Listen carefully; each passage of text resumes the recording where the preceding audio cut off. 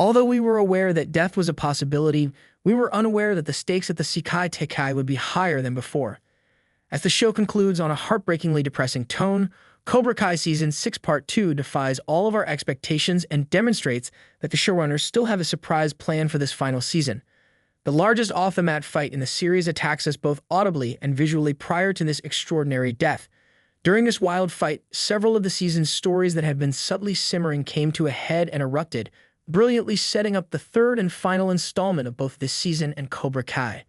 The Miyagi-Do and Cobra Kai children were leaving for Barcelona to participate in the renowned Sekai Tekai tournament at the conclusion of Part 1 of Cobra Kai Season 6.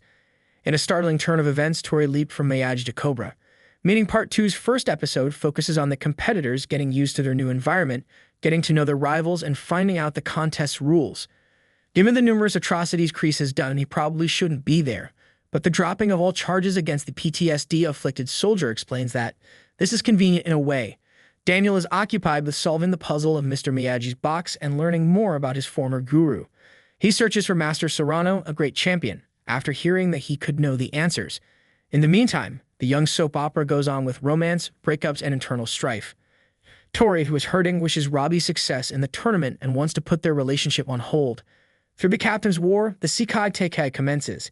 In intense, exquisitely filmed battle sequences, Miyagi-Do tries to protect the egg, but is defeated by Cobra Kai. They lose to the Iron Dragons and their man-mountain Axel in the following round, indicating a poor start overall. After that, a tribute to Chad McQueen, who passed away earlier this year and was a part of the Cobra Kai crew in the first Karate Kid film, is shown throughout the end credits. Without providing any background, Episode 2 opens with a combat in which Zara, the new character and fan favorite, is using sticks to inflict damage while her squad, the Iron Dragons, are once again in control. Thankfully, elimination hasn't begun yet. Though they struggle to sensei together, Daniel and Johnny take up most of this episode, and Lawrence thinks LaRusso is overly concerned with upholding some dead guy's legacy. It is true that Daniel is engrossed in Miyagi business, setting out on a quest to gather information about the past, which results in him being unconscious and waking up in a cage with other cage canines around him. In a bizarre subplot, Daniel breaks free, beats up his captors, and discovers a tattoo of Cobra Kai on one of the thugs, pointing the finger to Cress. Not literally, but metaphorically. In the tournament, Miyagi-Do competes against the Dublin Thunder, a team with highly dubious Irish accents. Miguel uses a variety of kicks to ensure Miyagi's victory during their duel on a platform. However, when Johnny finds out that Rosa was taken to the hospital because of a pregnancy issue, the action becomes inconsequential. In other words, he leaves for home, leaving Daniel to manage the competition alone. Even the title, Snakes on a Plane, which alludes to Johnny's altercation with an irate passenger on his flight home, is a touch cheesy, and this middle episode of Cobra Kai Season 6 Part 2 feels like it's treading water. Aside from the dull subplot about wanting Kenny Payne at the competition, there are several romance subplots involving Robbie, Samantha, and Chosen, who rather haphazardly hooks up with Sensei Kim. After her recovery, Rosa instructs Johnny and Miguel to go win the competition. In a turn of events that everyone anticipated, Terry Silver shows up and poses the question, what would life be without a few surprises? In a flashback that opens Episode 9, we find out that Terry managed to evade a lengthy prison sentence and has used his offshore accounts to fund his entry into the Sekai Tekai tournament with the intention of embarrassing his adversaries. Oh, and he was responsible for Daniel's abduction as well. After that, it's fight time, and the tag team fights in the tournaments are amazing. Although Kenny's allegiance is questioned, he proves himself with a thrilling victory. After arguing and kicking each other mercilessly during Cobra Kai vs. Miyagi-Do, Robbie takes on his new opponent Quan and makes it hurt, winning the bout and eliminating Cobra Kai in the process. Silver tells Daniel more about Mr. Miyagi's past, and it appears that his old friend actually killed someone at the competition.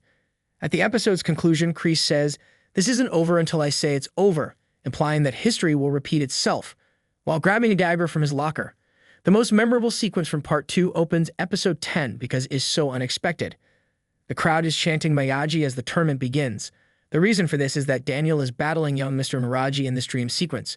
After that, we return to reality, where Cobra Kai has returned and one of the dojos has been expelled for cheating by utilizing performance-enhancing chemicals. On the beach, Johnny and Daniel are on the verge of fighting when Miguel delivers them a motivational speech that helps the mismatched pair realize their mistakes. After a training montage that takes place throughout Barcelona, we move on to the semifinals, where Zara defeats Maria in a commanding shootout and Quan defeats Diego via knockout. Next up is Robbie v. Invincible Axel, which has a strong defense and an even stronger offense. After their altercation turns violent, the coach who is banned knocks the competitor unconscious, starting a mass fight that includes all of the fighters from every dojo.